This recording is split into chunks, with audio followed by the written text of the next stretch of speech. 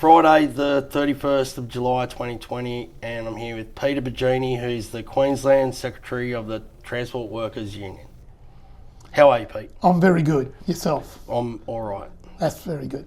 I'm here because the industry's in crisis, and last week we were at the hearing in Brisbane, and I want to give you the opportunity to reach out to the drivers that aren't part of the union and convince them to join me and join in the union. How do we get across to them that this is the right thing? Well, I think the first thing, a lot of people don't understand how the unions run. Who are these people? Yep. My example is, I started out when I was 18 as a PUD truck driver, owner driver, Ansett Freight Express. I've been in the transport industry ever since. Some people say, oh, you've been to uni, what would you know about it? No, I've always worked in. I have two brothers that used to do the highway, and my father done the highway all his life. So we do understand the industry. We cover a big sector of the industry. We got aviation, we got buses, we got cash in transit, we got waste drivers. However, in the long distance sector, we don't have as many members. In the large companies we do, but not as much. And we certainly encourage them to try and be members. The way the union is structured, our trustees, the people that are responsible for our finances, are two delegates. They are elected by the rank and file to do that role. And we have a finance committee meeting every month, and they go through our credit cards, everything, to make sure that we're accountable, which is fantastic. The Liberal government put a lot of pressure on the union movement through their Royal Commission. Through the Royal Commission. Through the Royal Commission. So, and there was no criminal activity uncovered or anything like that, or misuse of members' funds or anything like that. So, what the barrier is with drivers joining the union is that airline workers stick together, bus drivers stick together, truck drivers are so fragmented and fractured, working away on their own. How can I encourage them to join? Is it still tax deductible to join the union? Absolutely. It's 100% tax deductible. In other words, if you pay 40 cents in the dollar out of $12 union fees, you'll get about $4 to $5 of that dollars back. Depends on your tax, obviously. But what I want to say is, we have a working steering committee in aviation that delegates are on, and they give us what they want to happen. We have one in cash in transit, we have one in bus industry, we have one in the general transport, but general transport is very general. It's in the supply chain. It can be the retail sector, it can be the port sector, those sort. We have a port committee made up of delegates. What I would like to see down the track, that long distance drivers get more involved, become members, because at the end of the day, we got a responsibility to our members to ensure that we're spending the money on them, not on non-union people. That's right. To get that, so they can get involved in a steering committee and give us guidance on what they want. We have the voice that governments do listen to, some more than others. But the point is, we do get things across. Our branch committee of management, which is like a board of directors, there are 14 people on that. There are 3 union officials, like myself, you know, and the president and the assistant secretary. The rest of the people on that branch committee management are delegates from those sectors, from aviation, cash in transit, across from. They run the union. I answer to them. Well, I want to filter more drivers to the union to give us more power to bring about these reforms with drivers' help. Because the drivers feel like this all happens behind the scenes and they're never involved in it. This office where we're sitting is so far removed from the cab of the truck where they are right now. So how do we bridge that gap? Do we have a driver, interstate driver delegate? Do we have a campaign to corral these drivers? Because if we miss this opportunity for this Senate inquiry now, they're not going to have one next year. They're not going to have another new inquiry next year. What I believe we need to get ready for is, we may have a good outcome in this Senate inquiry, but it might go like a lot of other inquiries. The recommendations go in the bottom drawer. We need to get ready for the fight ahead, that if the government puts it in the drawer, that we're out there in the streets protesting, saying we want you to implement these recommendations that come out of the inquiry, whichever government's there. And that needs to be coordinated, and we need to be united. We only win these things as a united front, and the 45 odd years I've been a union member and in the transport industry, I've never seen this industry so united as it has been in the last 12 months since Senator Glenn Still has set up 2 transport forums at Parliament House, and we've had representative of 70 odd different organisations all in one room together. Never seen it before. The trouble is that drivers don't care for corporations, and they don't care for representative peak bodies, because they don't represent them. They represent the corporate members. So being able to have a grassroots drivers pool come and join the union and be bolstering this support, in that they can be involved, because the Transport Workers Union spoke on Friday, and there was a few of the branch members from Queensland, and I could imagine that they will do that in each state and territory.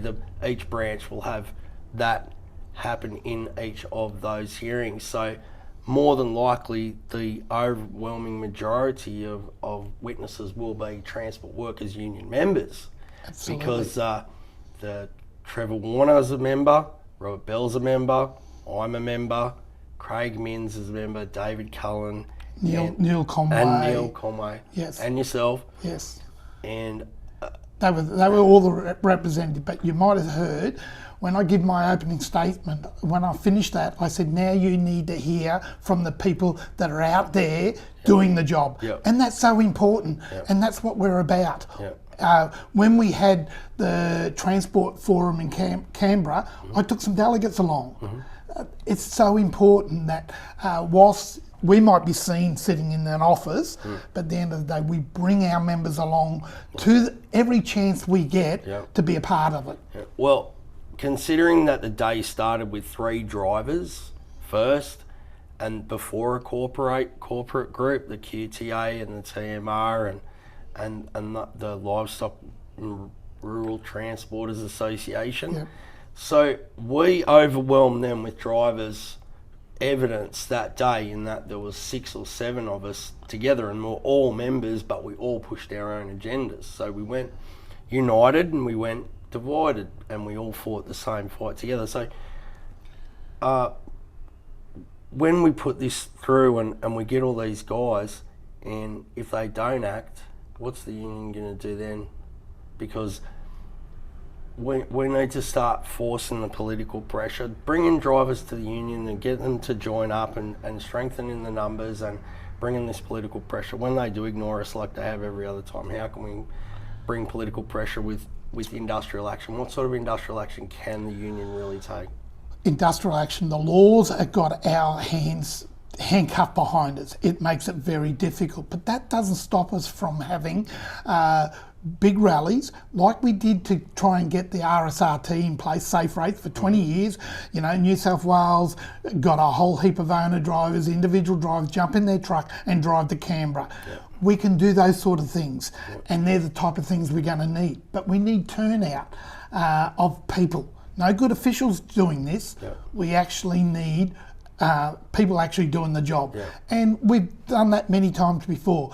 You know, we've had a big dispute at the airport in recent times, and big roll-up, 150 people walk in each state going through the terminals demanding that the airport corporation takes responsibility for the way the employees are treated. Will these airside staff support the truck drivers?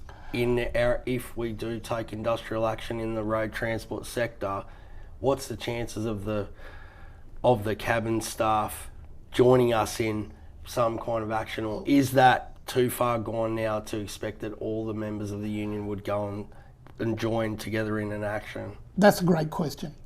every delegates training course, every delegates we get together in groups of transport, whether it's general transport, I call them all transport workers. Yeah. I remind them, you're not just an aviation worker, you're not just a bus driver, you're a transport worker, and we support all transport workers. So when the government does ignore this report and the union has no other option, so all of those sectors would be in on it together. We would all be together. It wouldn't be the planes that still keep going and the buses would still keep going.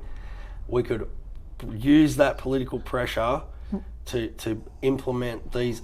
We're not asking for anything more than what we're due, just the respectful conditions of safe work. The issue we have there, they'll be all out to support, but not industrial action, because workers nowadays get sacked. And we've defended many workers for, I'd be more than happy. Yeah. Back in my day, we used to walk off the job for 2-3 days, win what we want, and then demand payment because it was their fault. Yeah. They were the good old days. Wish we were back there, but let's be real. We got to deal with the tools that we've been given for this time. So they are all shift workers, work different shifts, and the idea is to get appropriate time. If they're off work, come and rally. And we can do that. We can get delegates off the job through delegates training. We got a whole range of different reasons. But to say we'll stop the industry to support it, no, I've got to be real, that won't happen. I know that we can't get the general public offside by having mass industrial action that's going to create harm for the community, because the community is already suffering from the bushfires and the drought and coronavirus and the mismanagement of the economy by those in the powerful side of the government. So what I would like to do is to funnel all these drivers with these concerns and anxieties to the union, so that we can, when it comes time to it, that there is more people bolstered to come to these rallies and to be involved, and to think that possibly if there's 5 or 6 more hearings, there's probably 20 more transport workers union delegates that the community is going to get to hear from. Yes. And so being a part of that group, it's a big gang to be up against these 150 MPs and however many senators we've got. We only need to convince the majority of them by a vote of 1. And when I've asked for correct numbers of how many truck drivers have been killed in the electorate of Michael McCormack, who's the Transport Minister. Yes. How many truck drivers have died in his electorate since he's been the Transport Minister? So I can't and I won't publish the exact numbers because I'm not sure. I'm waiting for confirmation, and I'd hate to be inaccurate, but it's a lot. Well, you heard me say on Friday to the Senate inquiry, if 3 or 4 people fall off a construction site of a building, it shuts down, and there's an inquiry into it. If some people are one person's killed in a mine, they have their own tribunal, it's a shutdown. That's right. What? 10 people get killed on a weekend Hurry up on and our open the road. roads. Hurry up and open the road. I want to get through. It's cannon fodder. I'll move that site. Let's get some replacements, and nothing happens. It's got to change. Yeah. Well, I mean, these changes, now that the Senate has removed the submissions closed from the website, so drivers won't be disenfranchised or discouraged from sending an email, because that's been a lot of the problem that the drivers are contacting me about.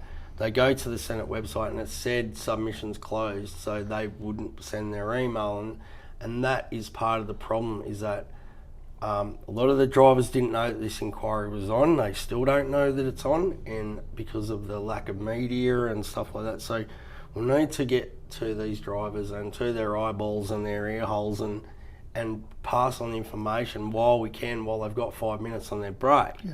And doing this of having a militant media arm where we're going around the corporate media and just going straight to the truth.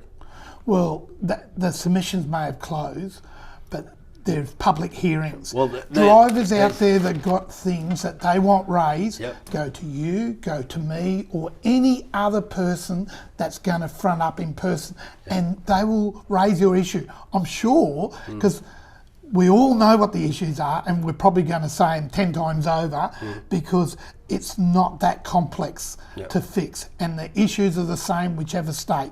So I would encourage people that want to have a say. The submissions are say it through the. Well, they're open again. They've removed the submissions closed because the hearings are still going, and of course he's told me that he wants to hear from people still. Good. And with me throwing everyone under the bus and Craig Minns and these other guys exposing the actual truth that there's only 21 parking bays in the state of Queensland.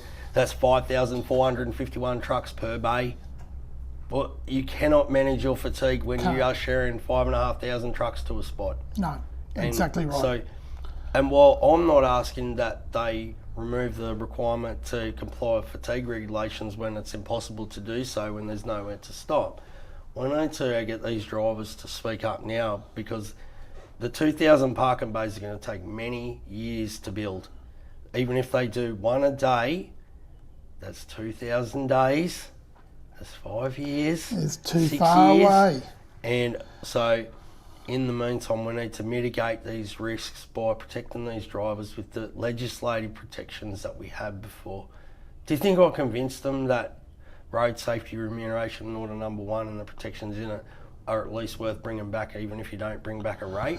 Well, you don't have to convince people like Senator Glenn Stirl, because he fought for that. Yeah. Certainly the other people, the other senators, the committee people, they've got to realise what are they going to put forward as recommendation to fix it? Because if they don't come through with some recommendation, fix it, what's the point of being there in the first place? That's right. And we need to hold them accountable. That's right.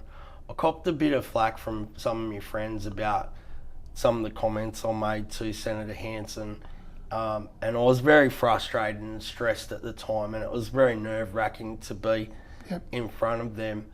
But I stand by what I said, in that I'm just going to discourage women from joining the industry, but I want to support the women that are already in the industry. I think that they deserve a little bit more help than the men at this current time, because of, as Glenn pointed out, there's no facilities. So they're actually doing it tougher than the guys, because the guys can kind of go answer the call of nature in a not too discreet fashion and get away with it.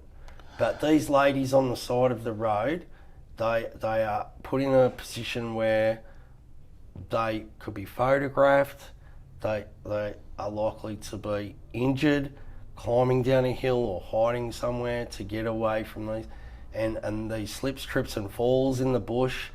That is what I'm hearing from female drivers, is that they're being injured while they're trying to find a place to relieve go themselves. to the toilet. So what do you think the chances are that they're going to get this Park and Bay program going soon? Look, again, we got to push. There's certain committees that I'm on, the Heavy Vehicle Safety Working Group. I push it all the time. Our Member Service Centre, Mark Walker, heads that. He talks to drivers and he's keeping a log of all their complaints. And he's also on a Queensland Safety Committee that he raises this all. We just got to keep it up. I'm also on this Bruce Highway Advisory Committee, which the QTA, I'm on it, another representative of the transport industry, to advise, as they're planning the highway, what is needed for the public.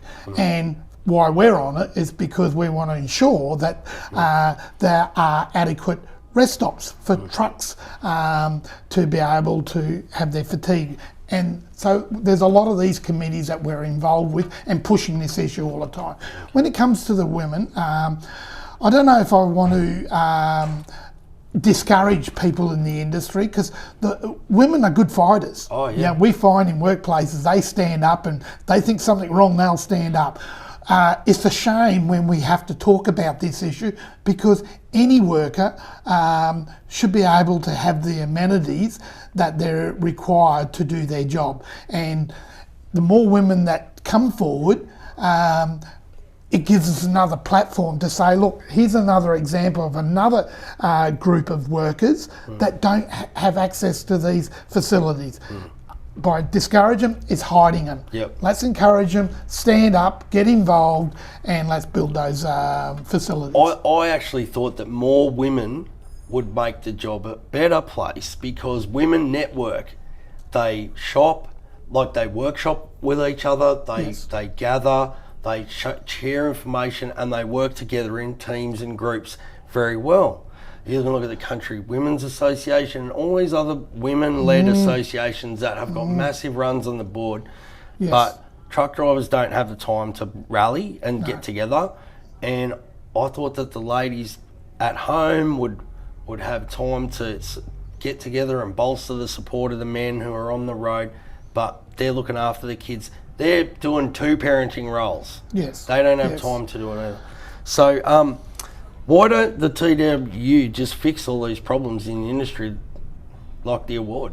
The long distance award, you're talking about some of the deficiencies in why this. Why can't the union just fix it? Well, I'll just talk about the Queensland branch, for instance. We have 11 organisers that do from Cairns to Coolangatta.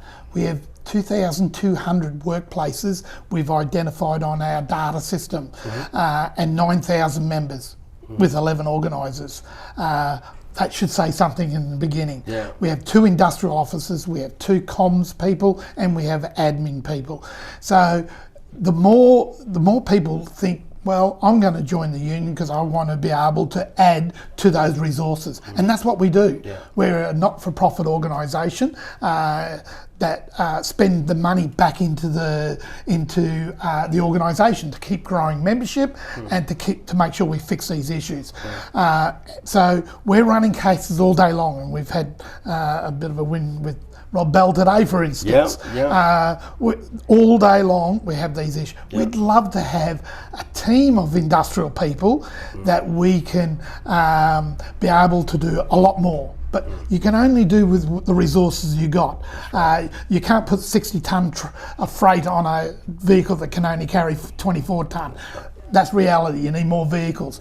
The other thing is we are lobbying state government and federal government about there's a wage theft inquiry in Queensland at the moment where we're saying employers that do the wrong thing and intentionally steal money off workers, that there should be an easier process to recover that money. We're lobbying for that. There's public hearings happening now. We've put submissions in. If we can get those tools to make it easier to do these claims, at the moment you've got to jump through so many hoops that's been put together purposely to make it harder to do these claims. And that's why wage theft over the last 10 years is running rampant.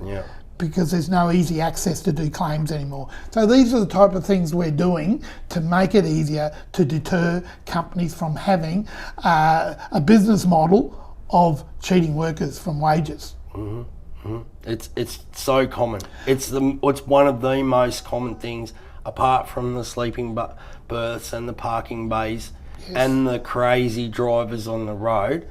Because that is one of the things that no one mentioned last Friday, was the fact that 80% of these fatalities are caused by car drivers. Now, it could have been seen that I totally disregarded those numbers because I don't think that I can help those people. The ones that are being killed by these lack of facilities and infrastructure, that is where we actually can make a difference, where the general motorists, what we are trying to do with this inquiry is to protect the public. But we need protection from the public as well. And so there's that aspect of it that is driving me to continue to do this on behalf of my workmates, because I do this for free. It's cost me a lot of money over a long time, and I've missed a lot of work and I've missed a lot of things, and it's costed me mentally and emotionally, and over time I think that it's been a loss over time, considering what we had in the legislative protections to what we have now. They removed the protections and then doubled down on the penalties, and so the overall standards were driven low on purpose. And that you could probably see that in my evidence of how frustrated I was at the irony that 7 years of safe driving plans can be gone in 13 days. 20 years of research to bring in this legislation can be taken away in 13 days. Now, the billions of dollars that was taken from the owner-driver pool community that should have been in the rate, and it's been shared amongst the shareholders of Toll and the bigger end of town, they've stolen that money from the owner-drivers, and because they've kept the status quo where they were putting the owner-driver fleet under immense pressure with these low rates, and then charging the clients extremely low freight rates on the back road to keep downward pressure on the owner-drivers, to keep them screwed down and keep the insolvencies high and the fatigue high and the crashes high.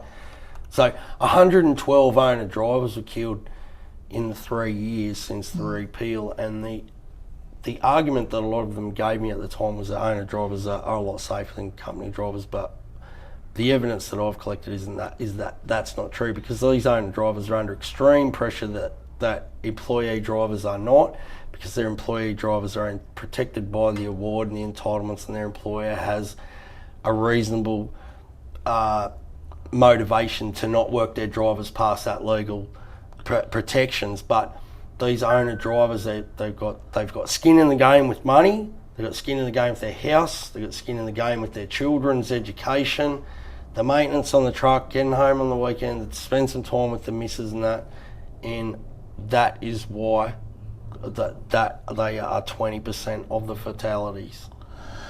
Look, a couple of things there. I think first of all, we can blame the companies for the lack of a decent rate for owner drivers, but I'd like to go the next step, because I don't want to blame transport companies, because a lot of them are trying. It's the clients that say to those transport companies, you will do that, cart this freight for that price, and when they win that work, they go, now how are we going to do it? If we put company trucks on it, it's going to cost us too much. So we'll put owner drivers and squeeze them to try and keep the work. So if we can make the clients accountable to make sure that transport companies get a sustainable rate that can be passed on, well, that will fix the problem. And then if they're not paying the owner driver properly, we should be bashing them across the head because the client's paying them properly. We've got to get the clients, whether that's Coles, Woolworths, Aldi, or the oil companies or the banks, they are all clients of the transport industry, just different sectors, and we've got to make them accountable. How is it that the system is that broken that I was involved in the setting of these rates, that there was no transport companies that were on our side, that were fighting the good fight for us, for the owner drivers that were there, and for me? How come none of the others showed up to the inquiry? To the Road Safety Remuneration Tribunal? Yes. Because the corporate members, Toll and Linfox and all of the major carriers and all of the Australian Logistics Council members were on one side, but the family businesses that have a small fleet of trucks or one or two trucks and had generational transport companies, they didn't have the time to show up, and you don't get any remuneration for it. Like, it cost me $435,000 over 8 years so far, and that's a lot of money for someone to invest into a hobby that goes nowhere. So when these companies knew that the tribunal was on, they knew, because we were advertising all over the place, and I was on the radio late at night telling these drivers the meeting's on, please come, be involved. So, but these companies don't have time to send a representative to these things. So how do we fix that so that the industry is going to be involved in the next time, if there is a next time? I think part of the problem is it's so splintered. You look at the employer side, how many employer organisations for the transport industry there are. A cast of thousands of them. If they sort of united a bit more, which they are now, but at that time they weren't. They were all looking after their own self-interest and their members, and they all thought they were going to be screwed by this, but now they realise, as a group coming together, that change is needed. Otherwise, a lot of the industry's not going to be around. Yeah. On the union side, we only have one union representing the transport industry, but there is a lot of other non-union groups. But I think even them are coming together. Me talking to you today is a great sign of we're coming together, because together again, Yeah, it's like trying to break one pencil compared to a bunch of them. Yeah. That's why I feel positive about we're going to get change. You've got the employers coming together, you got workers coming together as one. Now, not everyone can come to these things, whether it's on the employer side or the worker side. You've got to get involved with your peak body and tell them what your issues are and get them to drive those issues. Yeah. The alphabet soup of acronyms, Yes, right, yes. that it is, they're all useless and feckless. I've been members of them and they don't represent their members. They want your membership money and that's about it. Unless you're on board with them 100%, then if you have a different point of view, even if you're in the organisation, they don't want to hear it. Now, last week, I let my personal opinion be known about the union and that I was disappointed that so many drivers had died and the union hadn't taken industrial action. Now, I can understand why there's rules and also the member base and we're trying to do it correctly and not upset the general population by having blockades or, withholding supply and all these things, because just toilet paper was an issue there for a while. So if a small percentage of drivers were to book holidays for 2 weeks at a certain amount in a certain time frame, say in the month of December, everyone takes off the first 2 weeks. It's not industrial action to take a holiday, but if, say for instance, we don't get the political pressure to bring about the Minister for Transport to actually agree to some of these recommendations and implement them in legislation, well then, is it illegal for me to ask everyone to put in holidays for the first 2 weeks of December? Well, holidays are always got to be accepted by the employer for starters. Look, just for what, it's a great debate. It's a really good one. It's just a question. Can I get in trouble for asking that? And is it something that could wield political pressure? We've tried in the past where we get workers to all a group of them quietly or be sick the next day. Some companies, not all, some companies will still drag you through the courts and say it's unprotected industrial action and threaten you with the loss of money they lost from not doing those deliveries, because the courts are in their favour. I'm not saying that we can't do it, but there is risk. And I'll give you this example. If we're going to war and I'm the general and I'm running out there, well, let's go and fight, and I look behind me and no one's following me, I'm not going to last long. That's the same as industrial action. In my younger day, when it was easy to do in the 70s, 80s and early 90s, we do it plenty of time, but you had people behind you. Now... Scabs. Well, they're not scabs. They're saying, if I wouldn't lead people to industrial action when they could be fined. Am I going to pay their fine? I don't have the money to pay their fine. Their families, they're looking after their families. So it's a real balance at the moment. We still do take unprotected action at certain places. We do it smart. There's, I'm not going to put it out there, but there are smart ways to do it, and we still do it. But you got to be more careful than what we used to be. Otherwise, you get you're sued out of existence. And the government are gunning for unions, especially coalition governments. They would love to fine us out of existence. This isn't my organisation. I'm a custodian of looking after this to make sure it's been around 100 years, going to be around the next 100 years. If I act irresponsible and loses all its funds and it closes down, I'm not going to have that on my shoulders. So I've got to balance things out on behalf of all those people that pay for this organisation to exist. Well, why I've bothered to do this today and come up and see is because this is my last crack at it. I'm not going to do this again after this. This is my last go. And so I'm here to pay my dues.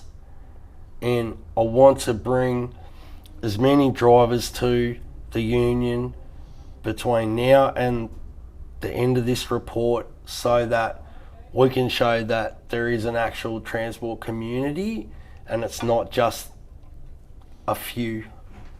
So I want to go in there and pay me dues and show everyone the receipt that I'm back on board with the union. And even though I made my personal opinions quite clear that we're different, Yep. that I agree, and this is the way forward through technology, through being together on this with my workmates and pushing it through the legal way through the Senate, not blockading, not doing strikes, not threatening the public, not having a negative campaign. And it's about showing the community of Australia that these drivers want to be protected, they want to protect the public, and we're doing this for the good of everyone. And if it costs me another year's worth of membership to show that I'm serious and encourage other people to come along, then that's what I want to do right now. Well, I'm really pleased to hear that, because you welcome people as members, obviously. Yep. And I'm really enjoying this discussion we're having today, because it's a frank, absolutely no warts discussion, and people need to know what our views are. The edited corporate media has driven a huge wedge between us and them. Yep. And so we're going to bridge the gap. This is truckies and pollies together. Yes. It's not truckies versus pollies. Glenn still is on my side. I'm on Glenn's side. We're all in this together. So it's the truckies and the pollies versus the parasites. And the truckies are throwing all these parasites under the boot of the Senate. Yes. So the Senate can boot and squish them with their boot. Yes. And the way that we do that is by having union members. And I want to change the stereotype that the union is feckless and useless. And that is my biggest trouble, is that some of these drivers are under the impression that the union chooses not to take into action, it chooses to ignore these things, and that drivers feel like don't have a voice because they don't really have an industry representative that speaks for them. Because if a guy's got a tie on, the truck driver instantly does not trust him. Yep. And every time they've got their hopes up for something better, it's always gotten worse. So with being able to publish the truth, it's an offence to lie to the Senate. So the drivers are going to listen to the evidence, and it's not a lie. They're not getting gaslit or propagandised. They're hearing from drivers. So with this, what I'm doing with this podcast is, well, we'll keep that going until I run out of money or I die trying. So we're going to do that now. Communication is key. That's it. Now, absolutely key. I've never done this to be famous. I've never done this for money. I've never done it for any other reason than I could see that there was this massive lane left where the drivers weren't receiving an allowance for the dangers that they face. And that seemed like such a simple thing to fix. With, just get them danger money, of course. Wish it was that easy. Magic wands. Yeah, that's right. About 8 years later, and we're still here. But when they changed it when they changed my applications to, well, we're not going to talk about danger money. We're going to talk about the rates, and so they put me into this thing with the rates with Mr. Squires and everyone there, and I don't care if the rates are cent or a million. It's got nothing to do with me. And so I saw it as an opportunity to be an impartial observer, in that I was able to read all of the evidence that came to the tribunal, except the evidence that the corporate members didn't want to share. But it was when the owner drivers spoke to me and showed me their evidence that convinced me that I didn't just go in there and decide I'm going to back owner drivers or I'm going to back this. I went in there for my own thing, for danger money, and I ended up getting an education from owner drivers about what they're doing and their running costs and all of the things. And these are guys with 60 years Jerry Brown's been going for 60 years. And then the opposite was these corporate barristers that are on millions of dollars a year that didn't give one iota and never sat in a truck, and they're fighting us. And they are the peak bodies. So when the more members that we get to speak up in these hearings, if it's 3 or 4 each time, then we need to make sure that we've got more members talking there than corporate members. Because we know, as Glenn Searle said to me, there's a worn path of footprints in the carpet in Canberra to these ministers' offices. Yes. And I said, there's a couple of knee prints in there as well. And drivers don't have the time to go to politicians' offices in Canberra and say, we need these things. And that's why it's taken so long to make happen. So everything's a numbers game. That's what people got to think. It's a numbers game. The more numbers you got, whether it's political or organisation, people listen to you. Because numbers are power. And if all of a sudden, in the union movement, the ACTU is 2 million members. That's why all of a sudden during this COVID-19, they're talking to Sally McManus, which is a great advocate for working people, whether you're an owner driver, an employee, working people. And Christian Porter, the Industrial Relations Minister, is listening to her because 2 million people. There's no other organisation in Australia, whether you're the Labor Party or the Liberal Party, that got anywhere near the same number of members as the ACTU. Once upon a time we were 70%. When we were 70%, all the conditions that we enjoy today, 4 weeks annual leave, all those things were what our fathers fought for during those period of times. And all we've done in this generation is try to hang on to them. Because we haven't had the power, because people have been convinced, the union's the bogeyman, you don't need... Because that works in the favour of the power people by thinking the unions are bogey people, you don't want to be a part of them. It works in their favour, and a lot of people fall into that. So, look, I really enjoy this because I love talking to transport workers. Let's do it again. Yes. Let's do it more often. Yes. So we can talk to the people that are listening and we can keep them up to date, what's happening in these hearings, that kind of stuff. And just before we finish, there was a couple of things that I wanted to say to you personally from me. Yes. In the last 8 years, you helped me a couple of times when I took a current affair in the truck. Yeah, I remember that, yes. The transport workers in Australia didn't realise that a current affair is made for people at home on the lounge rooms. It wasn't made for truck drivers, and they seemed to take it offence that had happened, and so you helped me with that, and so I appreciate that very much. But in the meantime, this is the thing that is keeping me going.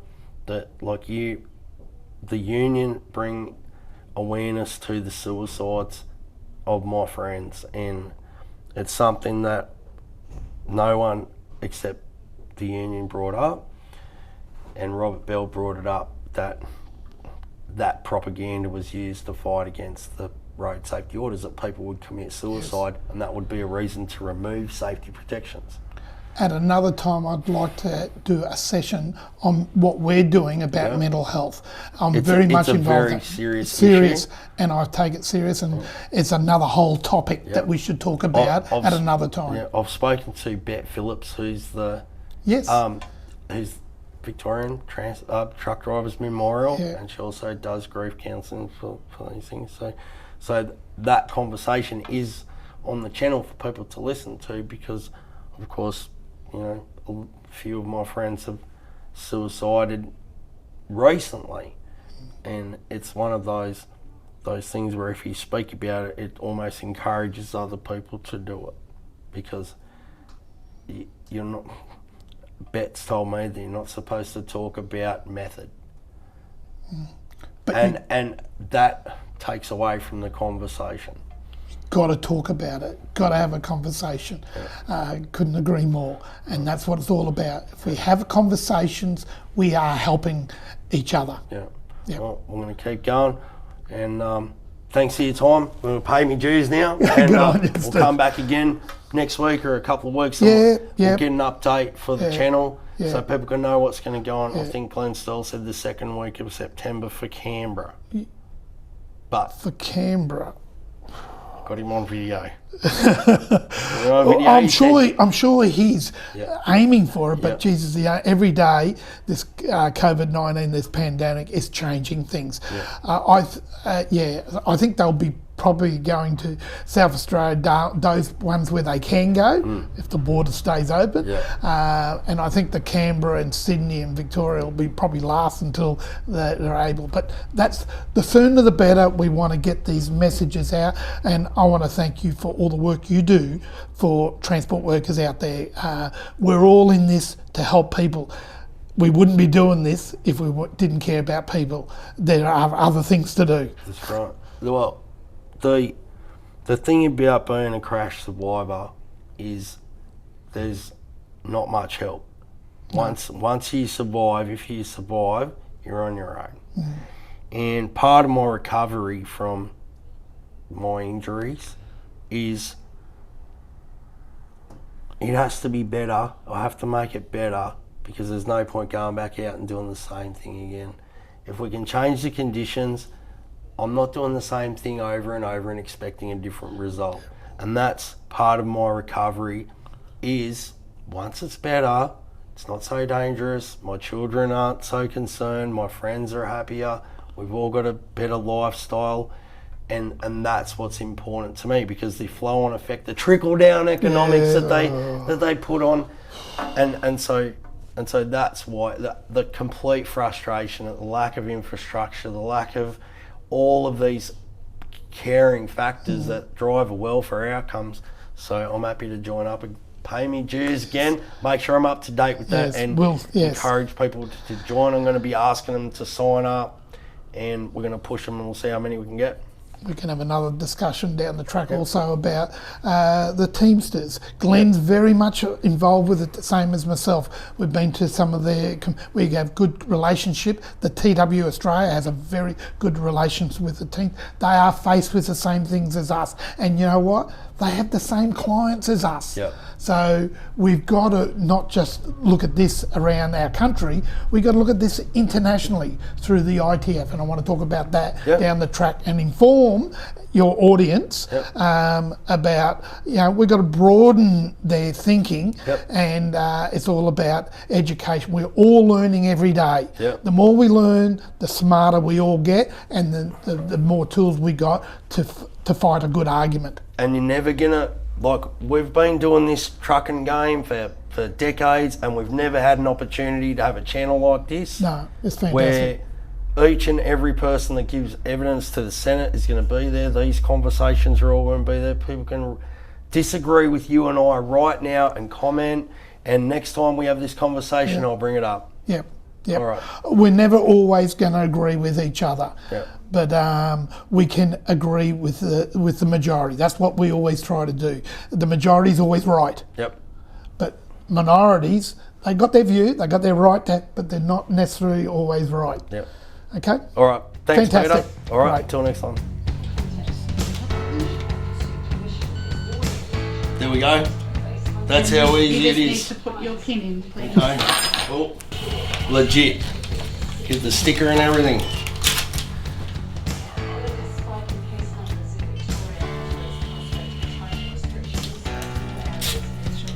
Thank you. There you go. See that? Now it's your turn. There's my receipt. Let's see yours. Come on now.